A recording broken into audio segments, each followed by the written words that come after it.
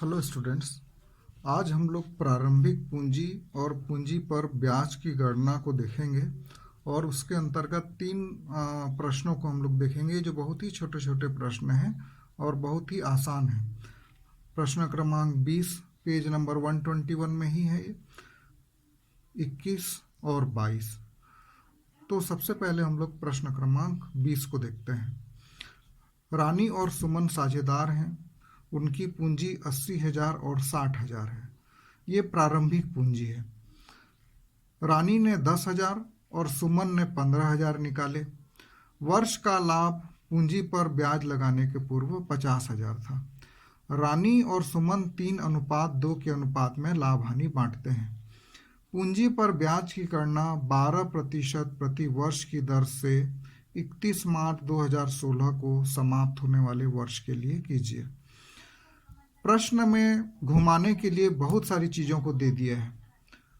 आहरण भी दे दिया है, लाभ हानि अनुपात भी दिया है, लेकिन हमको यहाँ पर सिर्फ पूंजी पर ब्याज की गणना करना है जो कि 12% है और प्रारंभिक पूंजी भी दिया हुआ है। तो इसलिए हम लोग को कोई भी ज़्यादा कठिनाई नहीं होगी इसको निकालने में।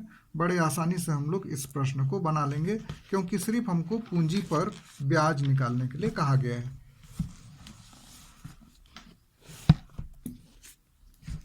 हाँ, पूंजी पर ब्याज निकालना हम लोग पहले के सवालों में भी बहुत सारे सवाल हम लोग बनाए हैं। रानी की पूंजी है 80,000, ब्याज की दर है 12%।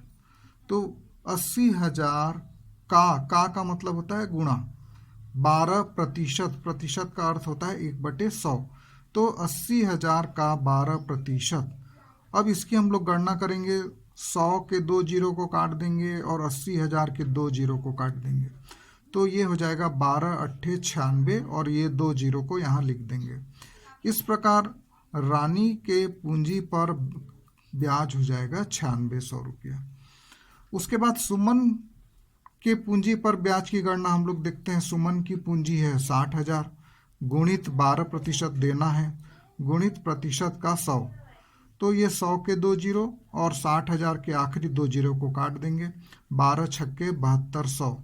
तो ये हो गया सुमन की पूंजी पर ब्याज। तो ये प्रश्न बहुत सरल था और आप लोग को समझ में भी आ गया होगा। अब हम लोग अगला थोड़ा कठिन प्रश्न को देखते हैं। प्रश्न क्रमांक 21 पेज नंबर 121। ए और बी फर्म में साझेदार हैं।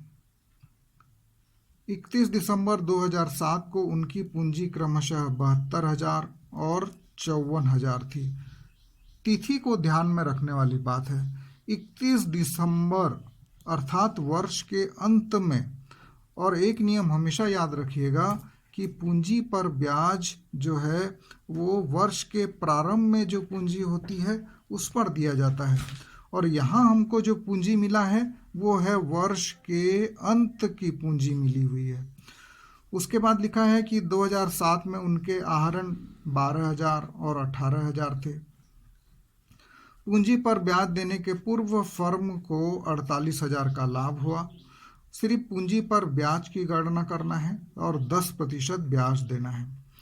तो इस प्रश्न में एक ही कठिनाई है, वो है कि हमको अंतिम पूंजी दिया गया है, जबकि पूंजी पर ब्याज प्रारंभिक पूंजी पर दिया जाता है। तो इसलिए हमको प्रारंभिक पूंजी निकालना पड़ेगा। तो प्रारंभिक पूंजी निकालने के लिए एक छोटी सी विधि का प्रयोग किया जाता है। पहले मैं आप लोग को एक छोटे से उदाहरण के द्वारा इसको समझाता हूँ। जैसे कि आपके पास 10 चॉकलेट थे, पहले से 10 चॉकलेट थे। आपके पिता ने आपको 7 चॉकलेट और दिया, आपके पास 17 हो गया। आपने अपने भाई को इसमें से 3 चॉकलेट दे दिया, तो अंत में आपके पास कितना बचा? 14 चॉकलेट, क्योंकि 10 पहले से आपके पास था। 7 चॉकलेट आपके पिता ने दिया तो आपके पास हो गया 17 और उसमें से आपने अपने भाई को दे दिया 3, तो आपके पास कितना बचा? 14। अब यदि हम प्रश्न में ये कहें कि आपके पास अंत में 14 चॉकलेट है, आपने अपने भाई को 3 दे दिया और आपके पिता ने आपको 7 दिया था, तो प्रारंभ में आपके पास कितने चॉकलेट थे ये निकालिए। तो इसको हम लोग कैसे बनाएंगे, अंत में हमारे पास चॉकलेट थे 14, भाई को हमने दे दिया 3, तो हमारे पास 17 होने चाहिए। 17 में से हमारे पिता ने 7 हमको दिया था, तो इसलिए प्रारंभ में हमारे पास कितने थे, 10 चॉकलेट थे। तो जो जो यहाँ पर हमने प्लस किया था उसको हम माइनस करेंगे, और जिसको हमने माइनस किया था उसको हम लोग प्लस करेंगे। तो यही विधि को हम लोग यहाँ पर भी लगाएंगे। हमारे पास अंत में पूंजी जो है वो है 72,000 और 54,000 है।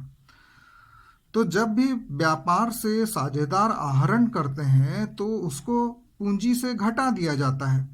क्योंकि घटा दिया जाता है, घटा कर ही ये राशि लिखी हुई है, इसलिए इसको हम लोग यहाँ पर जोड़ देंगे। अर्थात ए ने 12,000 निकाला, इसको हम लोग जोड़ देंगे, और बी ने 18,000 निकाला, इसको जोड़ देंगे। और उसके बाद जो जो हमको मिला था वो हम माइनस कर देंगे। जो जो हमारे अकाउंट में प्लस हुआ था उसको माइनस करेंगे, जो माइनस होता है उसको हम लोग प्लस करेंगे, और जो प्लस होता है उसको माइनस करेंगे। तो जो लाभ का भाग है बराबर बराबर बांटा गया है। चूंकि प्रश्न में लाभ का अनुपात नहीं दिया है, तो साझेदारी सलेख के अभाव में लागू होने वाले नियम के अनुसार जो 48,000 लाभ हुआ है उसको दोनों में बराबर बराबर बांटा गया होगा और उनके खाते में जोड़ दिया गया होगा। तो इसको हम लोग घटा देंगे, 24,000 और 24,000, 48,000 का आधा आधा। तो अब हमारी पास पूंजी जो आएगी वो आएगी 48,000 यहाँ आ जाएगी, और इसको घटा देंगे 8 में 2 गया 60,000 रुपया इसकी पूंजी बचेगी, ए की पूंजी, और बी की पूंजी आएगी 48,000। तो ये होगी हमारी प्रारंभिक पूंजी। अब इस पूंजी पर हम लोग ब्याज, फिर से इसको समझ लें कि अंतिम पूंजी से प्रारंभिक पूंजी और प्रारंभिक पूंजी से अंतिम पूंजी, प्रारंभिक पूंजी से अंतिम पूंजी बनाने के लिए, लाने के लिए हमको क्या क्या जोड़ना पड़ता है, लाभ को जोड़ते हैं, और किसको माइनस करते हैं, आहरण को माइनस करते हैं, तब जाके पास हमारे पास अंतिम पूंजी आती है। अब यदि हमको अंतिम पूंजी मिला हुआ है और प्रारंभिक पूंजी निकालना है तो क्या करेंगे, आहरण को प्लस कर देंगे और लाभ को माइनस कर देंगे, तो हमको प्रारंभिक पूंजी प्राप्त हो जाएगी। उसी विधि को हमने अपनाया है। अंतिम पूंजी यहाँ था, आहरण को घटाया दिया जाता है अंतिम पूंजी निकालने के लिए, तो उसको हमने जोड़ दिया है, और लाभ को जोड़ दिया जाता है तो उसको हमने घटा दिया है। तो इस प्रकार हमको प्रारंभिक पूंजी 60,000 और 48,000 प्राप्त हो गई। अब हम लोग बड़ी आसानी से इस पर ब्याज को निकाल सकते हैं। एक की पूंजी है 60,000, 10% निकालेंगे, सिंपल है, मनगणित है, ये 6,000 रुपया आएगा। बी की पूंजी 48,000 है, उसका 10% निकालेंगे तो आएगा 4800। अब आगे बढ़ते हैं हम लोग तीसरे सवाल की तरफ, और तीसरे सवाल में दिया हुआ है ए बी सी जिनकी पूंजी 15,000, 7,500, 3,000 है, 5% पूंजी पर ब्याज देना है, और वर्ष का लाभ ब्याज देने के पूर्व 1,500 रुपया है। स्पष्ट कीजिए कि लाभ का विभाजन किस प्रकार होगा। पहला, जब पूंजी पर ब्याज दिया जाता है और लाभ समान बांटा जाता है, और दूसरा, जब पूंजी पर ब्याज नहीं दिया जाता और लाभ पूंजी अनुपात में बांटा जाता है। पूंजी अनुपात कैसे निकालना है ये ठीक इसके पहले वाली वीडियो में मैं आप लोग को समझा चुका हूँ, एक बार और समझाऊंगा। तो सबसे पहले हम लोग पहले कंडीशन को देखते हैं कि पूंजी पर ब्याज दिया जाता है और लाभ समान बांटा जाता है।